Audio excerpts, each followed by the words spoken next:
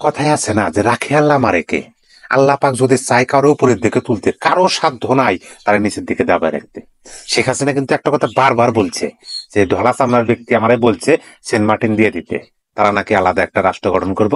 আমি যদি Saint Martin দিয়ে দিই তাহলে আমার ক্ষমতায় থাকতে কোনো অসুবিধা নাই, কিন্তু আমি বঙ্গবন্ধু কন্যা, আমি দেশের মাটি বিক্রি করে আমি ক্ষমতায় থাকতে চাই না। এই কথাটা কিন্তু বারবার বলছে, এবং আমরা সাধারণ মানুষ অনেকেই মনে করছে যে মিথ্যা কথা বলতেছে, এটা ভুয়া কথা, ক্ষমতায় থাকার জন্য এগুলা বলতেছে। কিন্তু দেখেন বাস্তবে আজকে সেগুলা প্রমাণিত হইতেছে যে তার কথা সত্য ছিল। এই যে বাংলাদেশের রাজনৈতিক পট পরিবর্তনের জন্য জো বাইডেন প্রশাসন, আমেরিকার সাবেক প্রশাসন, তারা কিন্তু অর্থায়ন করছে, সেটা এখন প্রকাশিত হয়ে গেল, আপনারা সবাই জানেন। 29 মিলিয়ন মার্কিন ডলার। আপনি কি মনে করছেন 1 মিলিয়ন সমান 10 লক্ষ, আর এক ডলার সমান বাংলাদেশে বর্তমানে 121 টাকা। তাহলে 29 মিলিয়ন মার্কিন ডলার আপনি টাকায় কনভার্ট করলে প্রায় 350 কোটি টাকার উপরে হয়। 350 কোটি টাকা অর্থলগ্ন করছিল এই জো বাইডেন প্রশাসন এই বাংলাদেশের রাজনৈতিক পট পরিবর্তনের জন্য। কিন্তু এইবারের যে প্রেসিডেন্ট ডোনাল্ড ট্রাম্প, তিনি এসে তা তো প্রকাশ করে দিলেন। এখানে প্রশ্ন হলো যে এই সময়ে ডোনাল্ড ট্রাম্প এই তথ্যটা প্রকাশ করলো কেন? আরো পরে করতে পারতো। যেমন ধরেন মোদি এবং ট্রাম্প যে বৈঠক করলো, সেখানে সাংবাদিক প্রশ্ন করলো যে আপনাদের ডিপ স্টেট জড়িত, সেখানে কিন্তু এড়ে গেল, তারপরে এবার প্রকাশ করলো।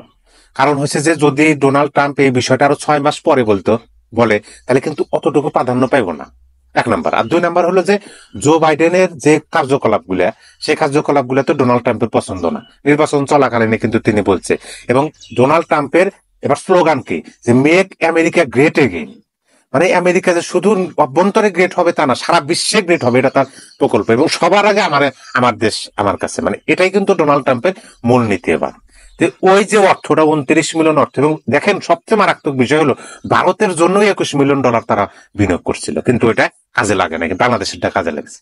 এখন ডোনাল্ড ট্রাম্প বলতেছে যে এই অর্থগুলো তো আমার দেশের অর্থ, তা আমার দেশের অর্থ দিয়ে অন্য দেশের রাজনৈতিক প্রেক্ষাপট পরিবর্তন বা এটা সেটা ওটা তো আমার দরকার নাই। যার কারণে তিনি এগুলা প্রকাশ করতেছে।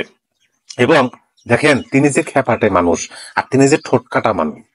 এখন এই টাকাটা কিভাবে এসে ইউএসএআইটি একটা সংস্থা ডিপস্টে, তার মাধ্যমে এই টাকাটা এসে, এবং এই টাকাটা বাংলাদেশে যাইছে।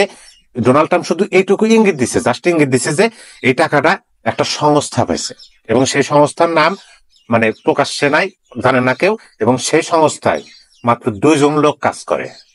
একটু সহজ করে দিচ্ছে না? এবং তিনি, আমার মনে হয় যে দেখবেন যে 2-1 দিন পরে এই টাকাটা কিভাবে আছে, কোন খাতে কত টাকা খরচ হয়েছে, এবং এই টাকাটা কারা পাইছে, এটাও প্রকাশ করতে পারে। আর যদি তারা না করে, আমার মনে হয় বাংলাদেশ সরকারের এটা করা উচিত। এই কারণে করা উচিত, যদি বাংলাদেশ বর্তমান সরকারের বুকে সৎ সাহস থাকে তাহলে এটা করা উচিত। কারণ এই টাকাটা যারা নিচ্ছে তারা নিঃসন্দেহে 1 নাম্বার দেশদ্রোহী, নিঃসন্দেহে। তাদের সামনে আনা উচিত। আর যদি সামনে না আনে, তাহলে আমাদের মতো সাধারণ জনগণ কিন্তু এটাই ভেবে নিব যে ম্যাটিকুলাস ডিজাইনের কথা যে তিনি বলছেন ক্লিন্টন ফাউন্ডেশনে যায়, যে 18 সাল থেকে, মানে একটু মিলা যায়, সেই হিসাবে প্রকাশ করা উচিত। আর যদি প্রকাশ না করে ডোনাল্ড ট্রাম্প যদি প্রকাশ করে, আল্লাহ মাবুদ, দেখেন 32 নম্বরে বুলডোজার কর্মসূচি হয়েছে না সারা বাংলাদেশে, দেখবেন যে বুলডোজারের চোখ গজে গেছে। বুলডোজার আপনি সেই সমস্ত ব্যক্তিদের বাড়িঘর খুঁজতেছে যে সমস্ত ব্যক্তিরা এই টাকা খরচ করছে নিচে। এরকমই হবে রে ভাই। আর ডোনাল্ড ট্রাম্প তো প্রকৃত পক্ষে চাচ্ছে না যে এই জো বাইডেনের, দেখেন জো বাইডেনের প্রশাসন কিন্তু নাই করে দিচ্ছে। এই বাংলাদেশে ঘোরাফেরা কাদের ছিল, বিশেষ করে 22, 23, 24-এ দেখেন পিটার ডি হাস, এই বাংলাদেশে ঘোরাফেরা ছিল। লাস্টের দিকে ডোনাল্ড লু, এই ডোনাল্ড লু একবার যায় পাকিস্তানে, একবার এসে বাংলাদেশে তারা ঘোরাফেরা করে। আর পিটার হাস তো বাংলাদেশের টেকনাফ থেকে তেতুলিয়া, রূপসা থেকে পাঠুরে সব জায়গায় ঘোরাফেরা করছে। তাদের দুজনকে কিন্তু সরাইছে। এটাই বাস্তব কথা রে ভাই। সত্য কোনো সময় মানে চাপাতে রাখা যায় না, চাপাদের সত্য যেভাবেই হোক সামনে আসবে। ডোনাল্ড ট্রাম্প চাচ্ছে না যে জো বাইডেনের যে কার্যকলাপ সেটা হোক পুনরায়, এবং এই যে জো বাইডেন যে কার্যকলাপ করে বিভিন্ন দেশে রাজনৈতিক পরিবর্তন পটভূমি করছে, সেটা যেন মানে না হয়। এবং জো বাইডেনের যে মনোনীত ব্যক্তিরা, তাদেরকে তো পছন্দ না, তাদেরকে তো এমনকি কথা বলছে যারা বাংলাদেশের যারা এই টাকাটা নিছে তাদের নামে 2 দিন পরে ম্যাগাজিনও ছাপানো হতে পারে। এটা কিন্তু রাজনৈতিক ভাষা বুঝতে হবে, যে ম্যাগাজিনও ছাপাইতে পারে, তার মানে প্রকাশ হইতে পারে, প্রকাশ করতে পারেন তিনি। এটা আমার ব্যক্তিগতভাবে মনে হয় যে ডোনাল্ড ট্রাম্প হয়তো চাইতেছে যে জো বাইডেনের যে কার্যকলাপ গুলা, সেই কার্যকলাপ গুলো ছিল মানে একদম আমেরিকার নীতির বাইরে, মানে ডোনাল্ড ট্রাম্পের নীতির বাইরে। এবং ডোনাল্ড ট্রাম্পের মনোনীত ব্যক্তি যেন পুনরায় ভালো পজিশনে বা তার পজিশনে থাকতে পারে সেরকমই কাজ তিনি করতেছেন। তাছাড়া এই সঠিক টাইমে সঠিক কথাটা সবার সামনে নিয়ে আসলো। হায় আল্লাহ, আমি শুনে আমি দেখে খুবই অবাক হয়েছি। আপনারা এই ভিডিওতে লাইক এবং কমেন্ট করবেন, কারণ লাইক কমেন্ট করলে পরে ভিডিওটা ছড়ে দেব। আর এই কথাগুলো এই তথ্যগুলো সবারই জানা উচিত, সবারই জানা উচিত রে ভাই। কারণ কেউই তো বিশ্বাস করে নাই একসময়। শেখ হাসিনা যে বলছে যে ধলা চামড়ার ব্যক্তি আমার কাছে সেন্ট মার্টিন চাইছে, আমি বলছি যে না, আমি দেশের মাটি বিক্রি করে আমি ক্ষমতায় থাকতে চাই না, এটা বাস্তবে প্রমাণিত হইতেছে।